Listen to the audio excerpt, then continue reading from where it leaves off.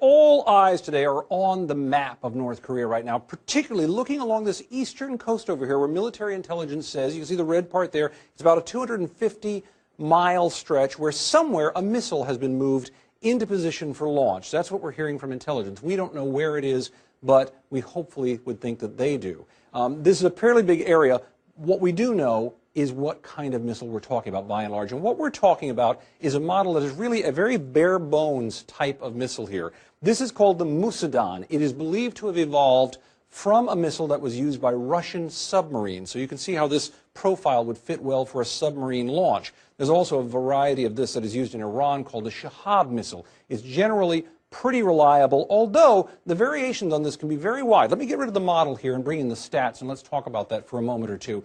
This thing can be of some considerable length, if you think about it, somewhere between 40 and 60 feet long. It can carry a payload of 2.5 tons. That really matters because that is a substantial amount of explosive power being carried. The payload in a missile is a bomb, actually. So you either have a nuclear warhead, which is probably unlikely just given the state of the North Korean nuclear program. That would not be very reliable. Or HE, that stands for high explosive, a high explosive warhead, Jake. If you have a missile like we just talked about here carrying a high explosive of 2 tons or something like that, that sets an awful lot of wallop being thrown up in the air, Jake. And Tom, how far can these missiles go?